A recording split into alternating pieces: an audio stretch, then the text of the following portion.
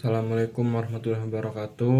Saya Alfadino Pangestu dengan NPM 23412020 kelas akuntansi 23A. Di sini saya akan menjelaskan materi tentang focus group discussion atau FGD.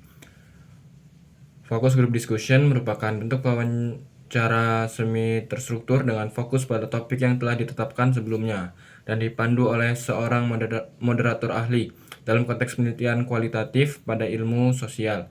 Jenis diskusi ini dapat diselenggarakan sesuai dengan kesepakatan atau berkaitan dengan pengembangan produk.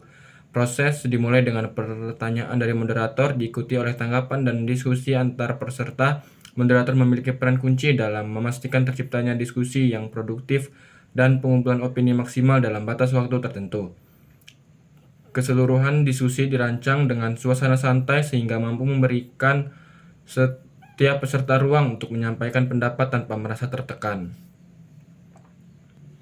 Tujuan dari focus group discussion, tujuan umum dari focus group discussion adalah untuk menyatukan persepsi mengenai isu, topik, atau minat tertentu dalam dunia kerja dengan harapan dapat mencapai kesepakatan dan pemahaman baru terkait isu yang dibahas. Dalam wawancara karyawan, FGD digunakan untuk menilai tingkat kreativitas dan kemampuan berpikir dari kandidat.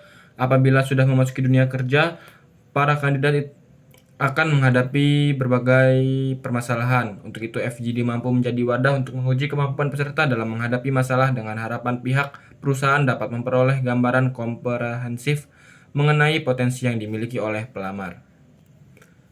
Tahapan dalam grup focus discussion antara lain: 1. Memilih moderator.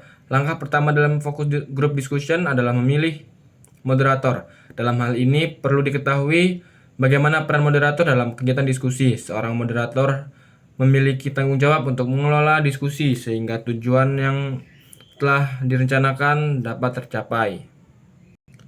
Yang kedua, menyiapkan tim.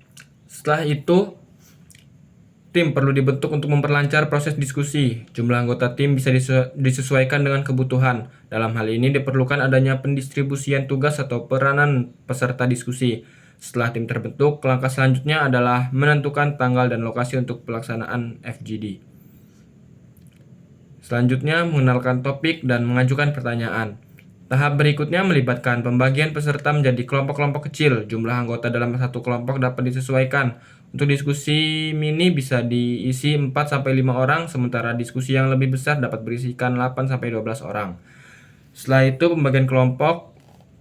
Moderator memperkenalkan topik, menjelaskan aturan, dan membagi waktu. Pertanyaan yang diajukan sebaiknya bersifat terbuka untuk mendorong partisipasi dan pandangan dari anggota kelompok.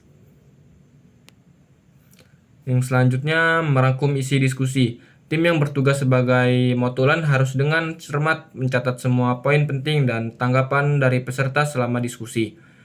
Penggunaan teknik rekam juga dapat menjadi alat efektif untuk memastikan informasi yang lengkap. Selanjutnya, menganalisis data. Selanjutnya adalah menganalisis data. Setelah diskusi berakhir, tim yang bertugas untuk menganalisis data akan mengevaluasi catatan yang telah dibuat. Analisis mencakup evaluasi pendapat dari setiap peserta, cara mereka mempertahankan pandangan, pola diskusi yang terjadi, dan kesimpulan umum. Analisis ini penting guna mencapai tujuan FGD, yakni menghasilkan informasi yang mendalam dan komprehensif. Yang terakhir, mengambil keputusan. Langkah terakhir dalam FGD adalah mengambil keputusan berdasarkan hasil analisis. Keputusan ini dapat mencerminkan pandangan umum terkait topik yang dibahas. Jika FGD dilakukan sebagai bagian dari proses seleksi, keputusan tersebut dapat berupa penentuan peserta yang memenuhi kriteria dan layak melanjutkan ke tahap berikutnya. Sekian materi yang dapat saya sampaikan. Wassalamualaikum warahmatullahi wabarakatuh.